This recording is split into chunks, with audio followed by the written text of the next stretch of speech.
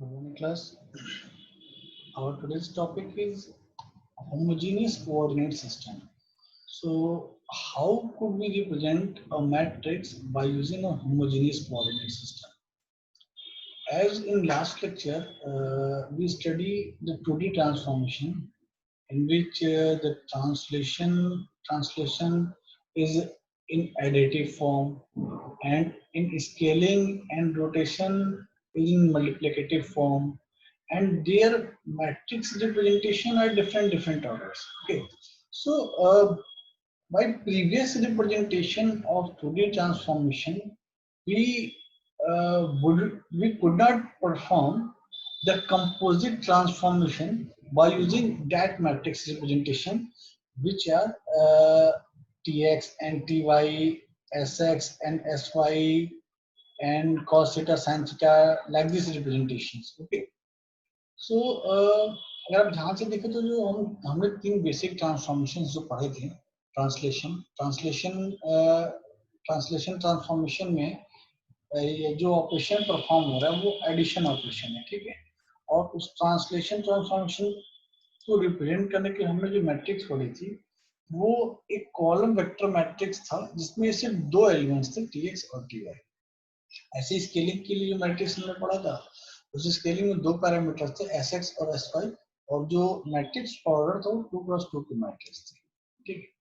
ऐसे रोटेशन के जो हमने मैट्रिक्स पढ़ा था उस मैट्रिक्स का ऑर्डर 2x2 का था, लेकिन जो ऑपरेशन परफॉर्म हो रहा था स्केलिंग और रोटेशन वो मल्टीप्लिकेटिव ऑपरेशन था। तो कहने का मतलब ये तीनों ट्रांसफॉर्मेशन में जो ऑपरेशन परफॉर्म हो रहा है, किसी में एडिशन ऑपरेशन हो रहा है, किसी में मल्टीप्लिकेशन ऑपरेशन परफॉर्म हो रहा है, और उन ट्रांसफॉर्मेशन का जो मैट्रिक्स रिप्रेजेंटेशन है उनका ऑर्डर भी डिफरेंट साइज का है, ठीक है।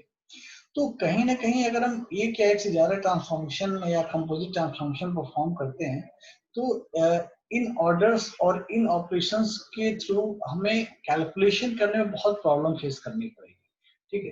तो इस प्रॉब्लम को रिजॉल्व करने के लिए हम यूनिफॉर्मिटी को अचीव करने के लिए हमने अपने कोऑर्डिनेट सिस्टम में एक एडिशनल कोऑर्डिनेट लिया है, जिसकी वजह से हम अपने कोऑर्डिनेट सिस्टम को होमोजीनियस बना सके। होमोजीनियस बना सके मतलब हम ट्रांसलेशन को जिस फॉर्म में रिप्रेजेंट कर सके उसी फॉर्म में स्केलिंग को रिप्रेजेंट कर सके, उसी फॉर्म में रोटेशन को रिप्रेजेंट कर सके। तो एक ऐसा कोऑर्डिनेट सिस्टम हम यूज कर रहे हैं जिसकी वजह से ये तीनों के तीनों ट्रांसफॉर्मेशन होमोजीनियस हो जाते हैं, इसीलिए उस कोऑर्डिनेट्स को हम बोलते हैं होमोजीनियस कोऑर्डिनेट सिस्टम। और इस होमोजीनियस कोऑर्डिनेट सिस्टम को यूज करने के बाद हमारा जो मैट्रिक्स का रिप्रेजेंटेशन नए मैट्रिक्स का रिप्रेजेंटेशन बन के आता है, उसकी स्टडी हमें करनी है। इसीलिए आज जो हम टॉपिक पढ़ने जा रहे हैं वो है हमारा matrix representation for homogeneous coordinate system. इसीलिए होमोजेनियस कोऑर्डिनेट सिस्टम हम इसलिए स्टडी करते हैं, इसलिए लेकर के है क्योंकि ये जो डिफरेंट ट्रांसफॉर्मेशन हमने पढ़ा है, इन सभी ट्रांसफॉर्मेशन के जो ऑपरेशन परफॉर्म हो रहा है, किसी में एडिशन हो रहा है, किसी में मल्टीप्लिकेशन हो रहा है, इन ट्रांसफॉर्मेशन का जो मैट्रिक्स का ऑर्डर वो भी डिफरेंट है। तो ये डिफरेंट ऑपरेशंस, डिफरेंट ऑर्डर की मैट्रिक्स को यूज करके अगर हम कंपोजिट ट्रांसफॉर्मेशन अप्लाई करें तो उस कंपोजिट ट्रांसफॉर्मेशन के रिगार्डिंग जो हमें कैलकुलेशन करनी होगी, उस कैलकुलेशन में बहुत ज्यादा टाइम जो प्रोसेस होगा कैलकुलेशन का बहुत ज्यादा टाइम टेकन प्रोसेस होगा। तो इस प्रॉब्लम को रिजॉल्व करने के लिए होमोजेनियस कोऑर्डिनेट सिस्टम लेकर के आए, जिसके थ्रू हम मैट्रिक्स का जो रिप्रेजेंटेशन है, जो ट्रांसफॉर्मेशंस के मैट्रिक्स का रिप्रेजेंटेशन है, उन सभी मैट्रिक्स को हम 3x3 के ऑर्डर में रिप्रेजेंट करते हैं बाय एडिंग एडिशनल कोऑर्डिनेट, और उसी एडिशनल कोऑर्डिनेट को हम बोलते हैं होमोजेनियस कोऑर्डिनेट, ठीक है। और उस एडिशनल कोऑर्डिनेट के ऐड होने की वजह से हमारे इन तीनों ट्रांसफॉर्मेशंस में अब जो ऑपरेशन परफॉर्म होगा वो मल्टीप्लिकेटिव ऑपरेशन होगा। तो जो एडिशनल कोऑर्डिनेट हम यूज कर रहे हैं उसको बेसिकली हम h से रिप्रेजेंट करते हैं, स्मॉल h से, ठीक है। इसको होमोजेनियस कोऑर्डिनेट कहते हैं। तो नॉर्मली अगर हम जो कोऑर्डिनेट यूज कर रहे हैं अगर वो x y कोऑर्डिनेट है, तो after adding homogeneous coordinate that xy coordinate converts into xh, yh and h, where h never equal to 0, ठीक है। h always contain non-zero values and by default we use h equal to 1, but h H never hold zero value. Okay, so if we use H to produce a homogeneous coordinate system, so the matrix representation of the scale after the translation transformation becomes like that. Okay, and for rotation transformation it becomes like that, and for scaling transformation it becomes like that. सो अगर आप यहाँ देखें कि आपने हमने जो starting में जो कोऑर्डिनेट सिस्टम यूज कर रहे थे एक्स वाई, जिसमें सिर्फ एक्स वाई कोऑर्डिनेट यूज कर रहे थे हम, ठीक है, तो उस अब जब हम होमोजेनियस कोऑर्डिनेट सिस्टम यूज कर रहे हैं तो यहाँ पे देखिए हमने एक एडिशनल जो कोऑर्डिनेट एच यूज किया था, उस एच को हमने 1 से रिप्लेस कर दिया, क्योंकि एच जो है वो नॉन जीरो वैल्यू होनी चाहिए, ठीक है, तो नॉन जीरो वैल्यू में हमने एच इक्वल टू 1 पुट कर दिया। तो अब जो हमारा जो रिप्रेजेंटेशन है मैट्रिक्स का, चाहे वो ट्रांसलेशन के लिए हो, चाहे वो रोटेशन के लिए हो, चाहे वो स्केलिंग के लिए हो, वो देखिए एक यूनिफॉर्म वे में आ गया। जो हमारी ट्रांसलेशन की मैट्रिक्स वो भी 3x3 की होगी, ठीक है, जो रोटेशन की मैट्रिक्स वो भी 3x3 की होगी, स्केलिंग की मैट्रिक्स भी 3x3 की होगी। और देखिए इस ट्रांसलेशन की मैट्रिक्स और इस कोऑर्डिनेट मैट्रिक्स का जो बीच ऑपरेशन परफॉर्म हो रहा है मल्टीप्लिकेशन ऑपरेशन है। इस रोटेशन की मैट्रिक्स में और इस कोऑर्डिनेट की मैट्रिक्स में जो इसके बीच में जो ऑपरेशन परफॉर्म हो रहा है मैट्रिक्स मल्टीप्लिकेशन ऑपरेशन है। ऐसी स्केलिंग की मैट्रिक्स और इस कोऑर्डिनेट की मैट्रिक्स के बीच जो ऑपरेशन परफॉर्म हो रहा है वही मल्टीप्लिकेटिव ऑपरेशन है। तो कहीं ना कहीं तीनों की तीनों ट्रांसफॉर्मेशन में जो ऑपरेशन परफॉर्म हो रहा है मल्टीप्लिकेशन का ऑपरेशन है, और इन ट्रांसफॉर्मेशन की जो मैट्रिक्स का जो साइज है वो भी 3x3 का है। तो कहीं ना कहीं तीनों की तीनों ऑपरेशन, तीनों की तीनों जो ट्रांसफॉर्मेशन थे होमोजीनियस हो गए, बिल्कुल एक जैसे हो गए।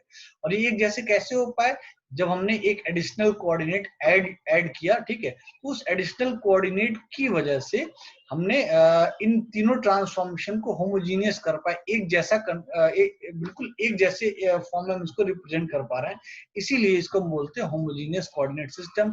और इस होमोजीनियस कोऑर्डिनेट सिस्टम की वजह से हम इन तीनों ट्रांसफॉर्मेशन का जो मैट्रिक्स रिप्रेजेंटेशन है बिल्कुल एक जैसा दिखता है, यूनिफॉर्म दिखता है, ठीक है। तो इससे पहले जब होमोजेनियस कोऑर्डिनेट सिस्टम हम यूज नहीं करते थे, तो देखिए ट्रांसलेशन और कोऑर्डिनेट मैट्रिक्स के बीच में जो ऑपरेशन परफॉर्म होता था एडिशन का होता था, स्केलिंग और कोऑर्डिनेट के बीच में जो ऑपरेशन परफॉर्म होता था मल्टीप्लिकेशन का होता था।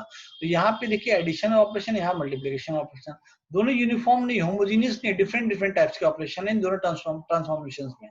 लेकिन वहीं जब हम होमोजेनियस कोऑर्डिनेट सिस्टम यूज कर लेते हैं तो हमारे पास जो ऑपरेशन परफॉर्म होता है ट्रांसलेशन मैट्रिक्स और कोऑर्डिनेट मैट्रिक्स के बीच में वो मल्टीप्लिकेशन ऑपरेशन होता है।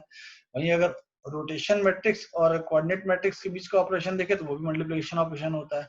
तो कहीं ना कहीं हमने इस ट्रांसफॉर्मेशन का जो मैथमेटिकल रिप्रेजेंटेशन है, जिसके थ्रू हम इन सारे ट्रांसफॉर्मेशंस को रिप्रेजेंट कर रहे हैं, इस रिप्रेजेंटेशन को हमने होमोजीनियस कर दिया, बिल्कुल एक जैसा कर दिया।